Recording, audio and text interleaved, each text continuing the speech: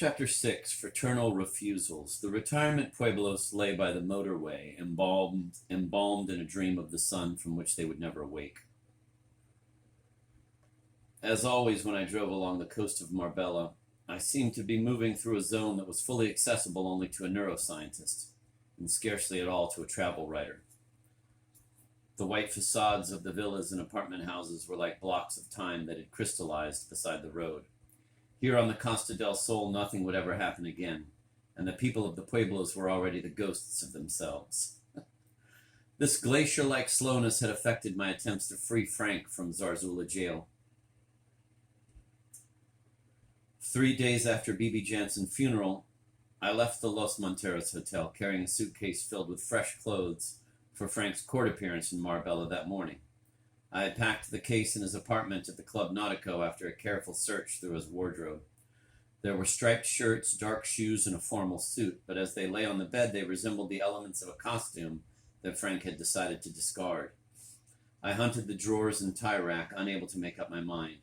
The real and far more elusive Frank seemed to have turned his back on the apartment and its dusty past.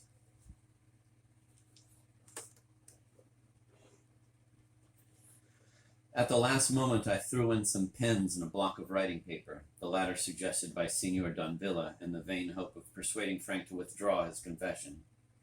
Frank would be brought from Malaga to attend the hearing in the magistrate's court, a formal identification of the 5 victims by Inspector Cabrera and the autopsy pathologists. Afterwards, Senor Dan Villa told me I would be able to speak to Frank. As I parked in a narrow street behind the courthouse, I weighed what I would say to him. More than a week of amateurish sleuthing had yielded nothing. Naively, I had assumed that the unanimous belief in Frank's innocence held by his friends and colleagues would somehow force out the truth. But in fact, that unanimity had only wrapped another layer of mystery around the Hollinger murders. Far from springing the lock of Frank's prison cell that had given the key another turn. Nevertheless, 5 people had been killed by someone almost certainly still walking the streets of Estrella de Mar, still eating sushi and reading Le Monde, still singing in a church choir or modeling clay at a sculpture class. As if unaware of this, the hearing at the magistrate's court unfolded in its interminable way, a Mobius strip of arcane procedures that unwound, inverted themselves, and returned to their departure points. Lawyers and journalists each embrace a rival physics where motion and inertia reverse themselves. I sat behind Senor Den Villa, only a few yards from Frank and his translator, as the pathologists testified, stood down and testified again, body by body, death by death. Eager to talk to Frank, I was surprised how little he had changed. I expected him to be thin and drained by the gray hours of sitting alone in his cell, forehead narrowed by the stress of maintaining his absurd bluff.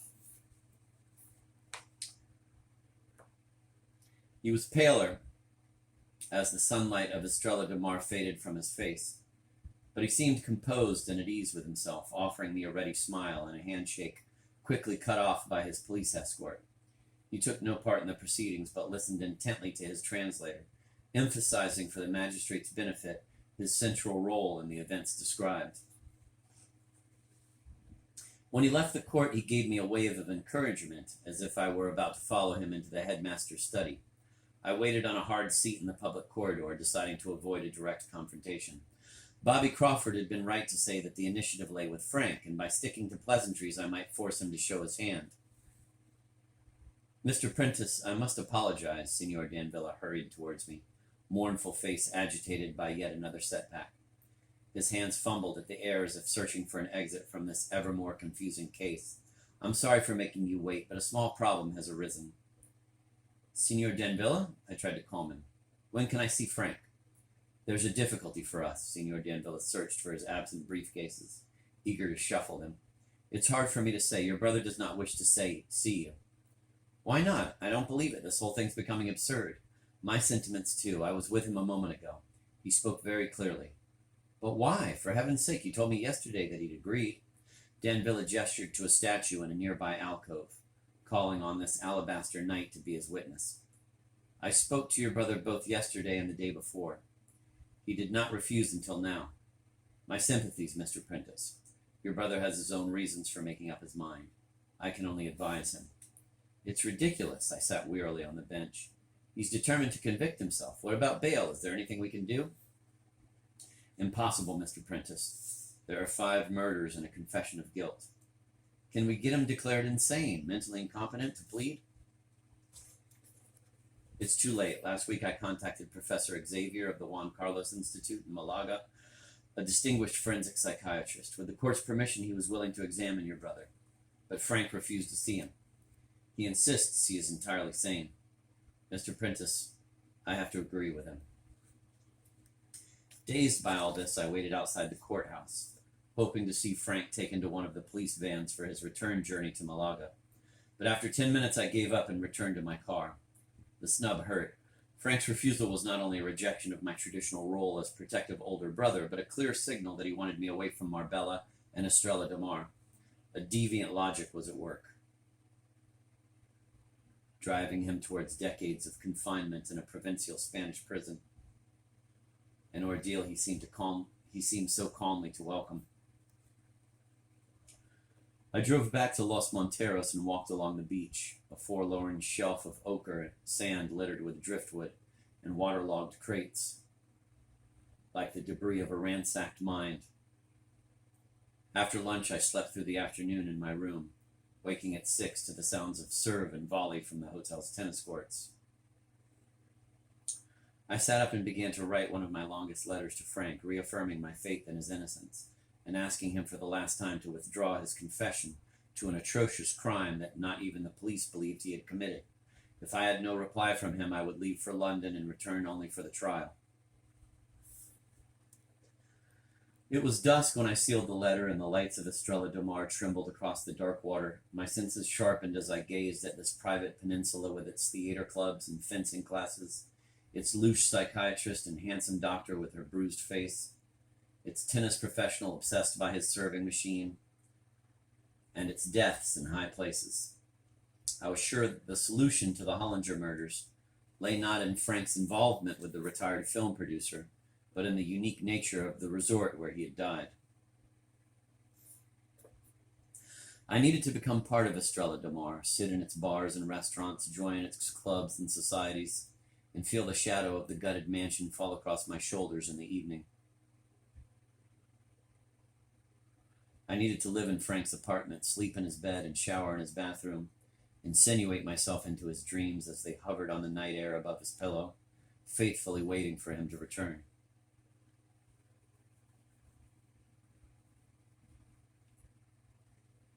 An hour later, I had packed my suitcases and settled my account.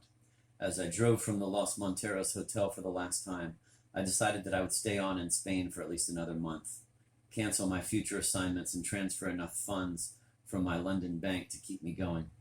Already I felt a curious complicity in the crime I was trying to solve, as if not only Frank's claims to guilt were being questioned, but my own.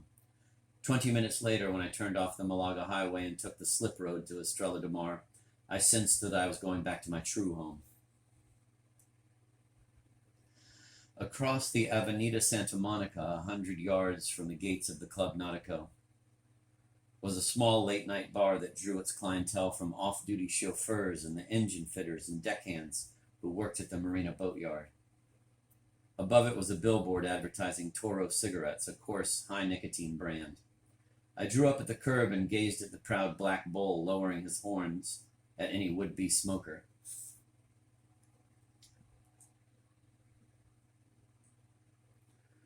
For years I had tried to start smoking again, but without any success.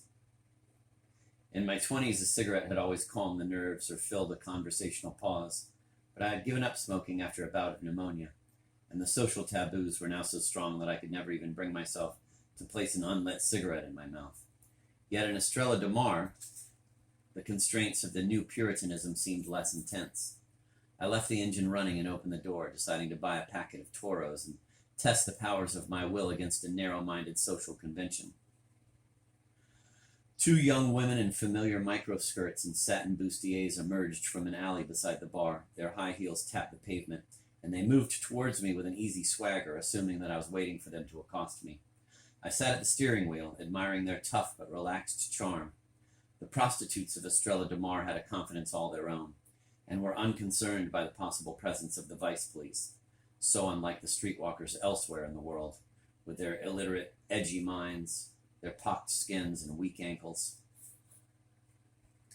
Tempted by these two young women, who might conceivably know something about the Hollinger fire, I waited for them to reach me. But as they stepped into the light, I recognized their faces and realized that their naked bodies would offer nothing in the way of surprise.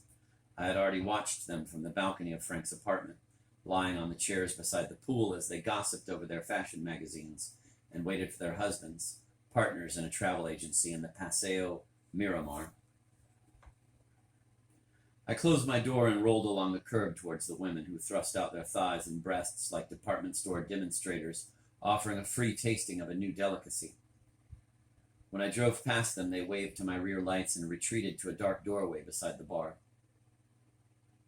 I sat in the car park at the Club Nautico and listened to the unending beat of music from the disco.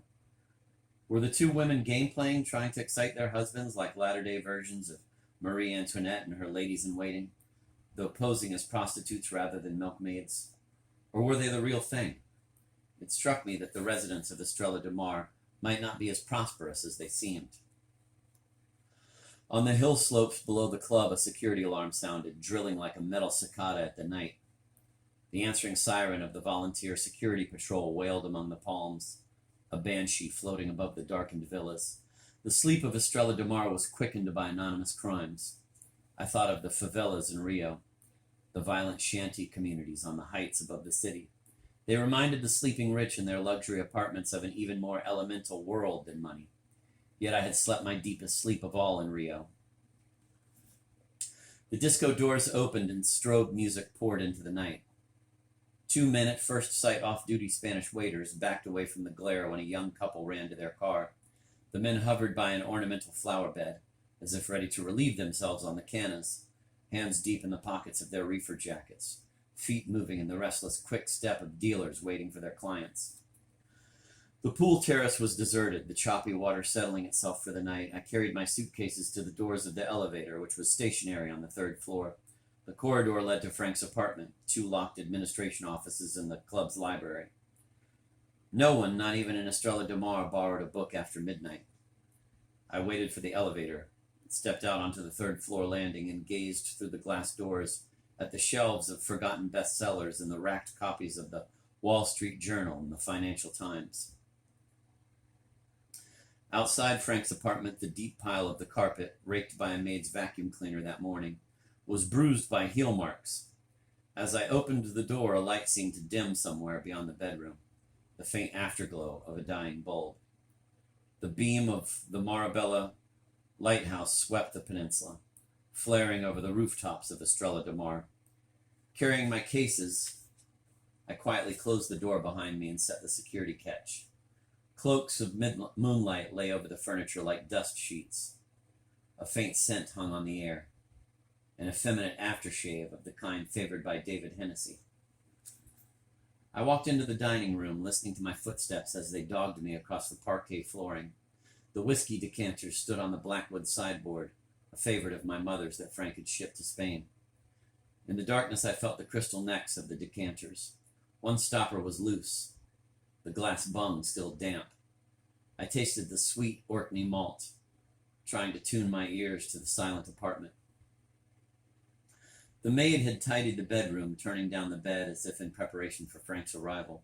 Carried away by her thoughts of Frank, she had rested on his bed, pressing her head into the pillow as she allowed her memories to play across the ceiling. I lowered my cases to the floor and smoothed the pillow before stepping into the bathroom. I searched the wall for the light switch and by mistake opened the medicine cabinet.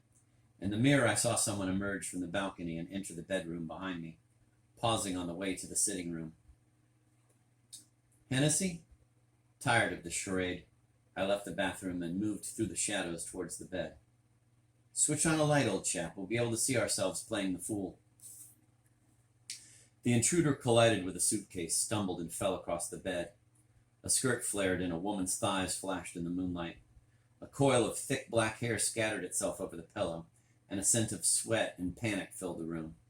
I bent down and held the woman's shoulders, trying to lift her onto her feet, but a hard fist punched me below the breastbone. Winded, I slumped onto the bed as she thrust herself away from me. I reached out and seized her hips, pulled her onto the pillows, and pinned her hands to the headboard, but she wrenched herself from me and knocked the bedside lamp to the floor. "Leave me alone," she struck my hands away, and I saw a strong chin and fierce teeth in the sweeping beam of the lighthouse. "I told you I won't play that game anymore." I released her and sat on the bed, rubbing the bruised pit of my stomach. Setting the lamp on the bedside table, I straightened the shade and switched on the bulb.